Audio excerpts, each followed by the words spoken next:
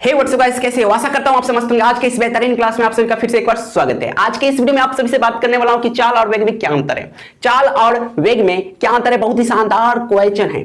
अगर इस वीडियो को आप लास्ट तक देख लेते हैं और इस क्वेश्चन को खासकर आप जान जाते हैं ना बनाना, यानी चाल और वेग क्या है समझ जाते हैं, तो आपको बहुत फायदा करेगा। क्या करेगा? बहुत फायदा करेगा। और खासकर इसमें आपको दो ऑब्जेक्टिव टाइप क्वेश्चंस बताऊंगा जो केवल केवल केवल केवल केवल केवल केवल एग्जाम में आता है। तो चलिए वीडियो कर दे बिना देरी के स्टार्ट। चैनल पर नए ना तो चैनल को जल्दी से सब्सक्राइब करिएगा और वीडियो को लाइक करिएगा। नीचे कमेंट करना बिल्कुल भी मत भूलिएगा। ये सब क्या है, आपके लिए पूरा फ्री कर दिया है। क्या कर दिया है? पूरा फ्री कर दिया है। ठीक है, अगर आप चाल और वेग के बारे में समझ जाते हैं तो आपका समझिए कि 99% जो है ना वो वाला फिल हो जाएगा। तो चलिए वीडियो करते हैं। तो सबसे पहले आप यहाँ पर जानिए कि चाल है क्या, इसके बाद मैं आपको वेग बताऊंगा, बहुत ही शानदार। सबसे पहले आप यहाँ पर चाल जान लीजिए कि आखिरकार है क्या। ठीक है, चाल में क्या होता है, आपको दिशा नहीं होता।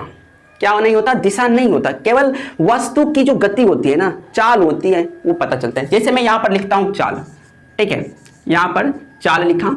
अब यहाँ पर चाल में क्या होता है, सबसे पहले आप ध्यान देंगे कि चाल में होता क्या है। चाल में केवल क्या होता है कि आपको यहाँ पर स्पीड है ना, किसी वस्तु की स्पीड, जैसे कि मान लो साइकिल ले लो, मोटरसाइकिल ले लो या ट्रक ले लो, है ना। इसमें क्या होता है, स्पीड पता चलता है कि वस्तु का जो गति है वो क्या है। ठीक है, यही पता चलता है। जबकि इसमें क्या होता है कि चाल में किसका ख्याल नहीं किया जाता है, आपको दिशा का। ठीक है, दिशा का ख्याल बिल्कुल भी नहीं किया जाता है कि कौन सी दिशा में जा रही है ना। सबसे पहले चाल में क्या होता है, आपको कोई वस्तु कितनी गति में गमन कर रही है वही पता चलता है कि हाँ चाल में है ना, कि आप मतलब कि 10 के स्पीड से, 5 के स्पीड से, 50 के स्पीड से, 80 के स्पीड से, 120 के स्पीड से, यही पता चलता है किसमें, तो आपको चाल में।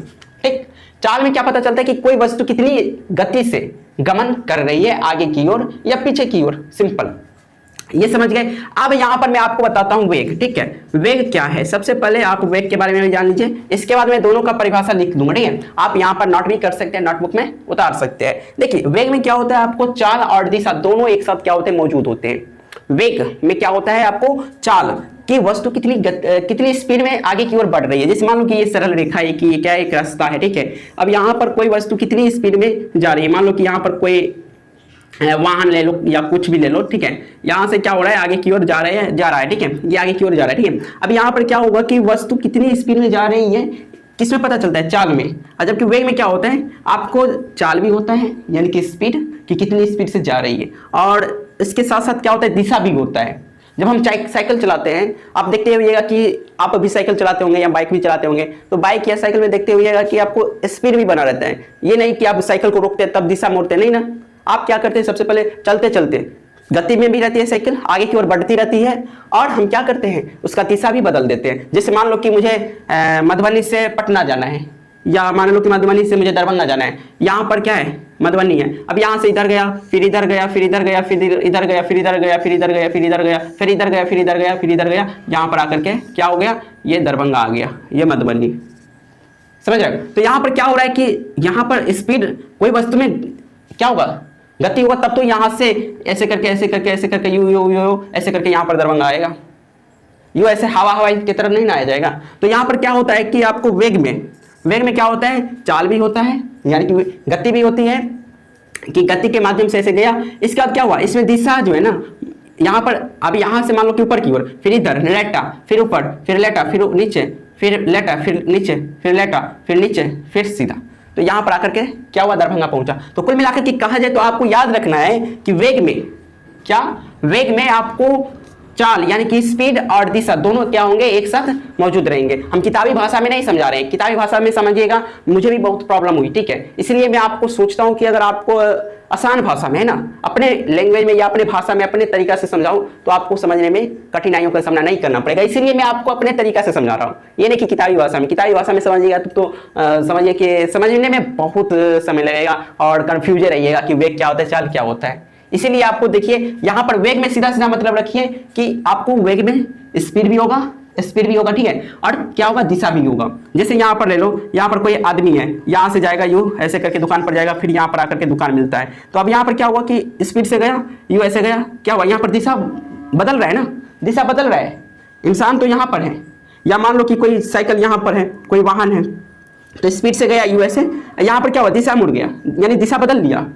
दिशा बदल लिया, ठीक है। इसके बाद फिर यहाँ पर गया, यहाँ पर से भी दिशा बदला, यहाँ पर भी दिशा बदला, यहाँ पर भी, यहाँ पर भी। तो कुल मिलाकर के कहा जाए तो आपको वेग में क्या होता है कि दिशा भी होता है ना, और स्पीड भी होता है, चाल भी होता है, ठीक है।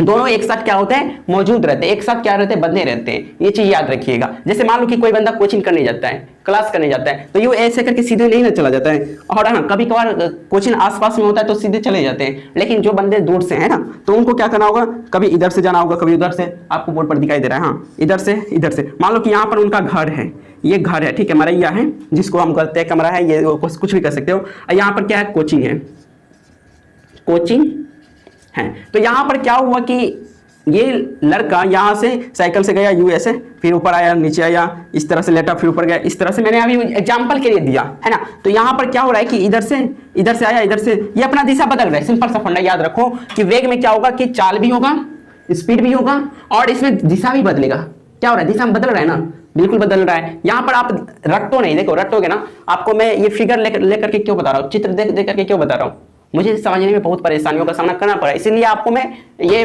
चित्र लेकर के आपको समझा रहा हूँ, ताकि आपको समझ में आ जाए, ठीक है। तो यहाँ से ये बंदा गया ऐसे करके, इसमें स्पीड भी है ना।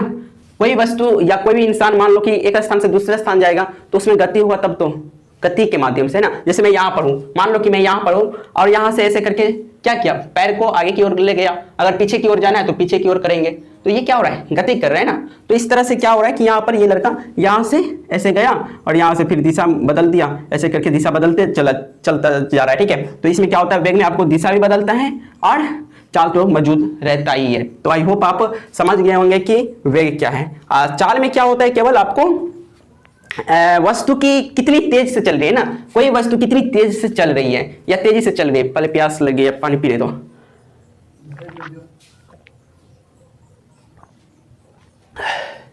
प्यास लग जाती है।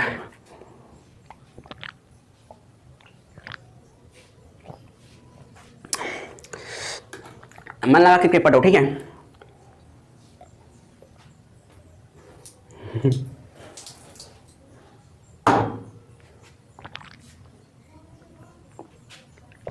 पानी क्यों नीचे गिरा है पता है, तुम लोग जो है ना निगेटिव सोच लेते हो। और हाँ, निगेटिव सोचना या ये ऐसा मतलब निगेटिव सोच रखना, ये सब इंसान का जो है ना, ये कह सकते हो कि ऑटोमेटिक हो जाता है ना। ये कहा नहीं जाता कि निगेटिव नहीं सोचो, सोचा जाता है। इसीलिए मैं क्या किया कि पानी गिरा दिया। नहीं तो कहोगे क्या ये दिखाने के लिए ऐसे करके पानी पीता है, ऐसे करके नहीं नहीं नहीं नहीं, ऐसे करके इसलिए गिरा दिया ताकि आपको पता होना चाहिए कि वास्तव में इसमें क्या है, वाटर यानी पानी है। तो आप समझ गए होंगे कि क्या है, कि पानी है, ठीक है। तो प्यास लगी थी, पानी पी लिया। और आप लोग भी पानी पीजिए, क्योंकि गर्मी का मौसम में क्या है, पानी पीना बहुत ही स्वास्थ्य के लिए फायदे करे, है ना। तो आपको ये चीज पता हुआ है, ठीक है। हाँ, यहाँ पर आपको बता दूं कि चाल में केवल वस्तु की गति है ना, कितनी गति से चल रही है, वही चीज आपको यहाँ पर आपको चाल में बताती है, ठीक है। ये चीज आप याद रखिएगा, बहुत ही मोस्ट इंपॉर्टेंट आपको क्वेश्चन था, शानदार है ना, कि चाल क्या होता है, वेग क्या होता है। और हाँ, मैंने पहले ही जिक्र किया था कि चाल और वेग में दो ऐसे ऑब्जेक्टिव टाइप क्वेश्चंस बताऊंगा जो आपके लिए बहुत बहुत बहुत बहुत यूजफुल होगा। वो क्या है, तो सबसे पहले आप समझिए कि चाल जो है ना, मैं यहाँ पर लिख देता हूँ इधर होकर के। चाल क्या है, एक अदिश राशि है, अदिश राशि है, या नहीं तो इसको मैं क्लीन कर देता हूँ। इतना ही याद रखो कि चाल क्या है, एक अदिश है, अदिश राशि है। यहाँ पर रख देता हूँ, राशि भी रख देता हूँ, नहीं तो आपको समझ में नहीं आएगा, ठीक है। राशि है। जबकि वेग जो है ना, वेग जो है ना, आपको यहाँ पर क्या हो जाएगा, सदिश राशि हो जाएगा।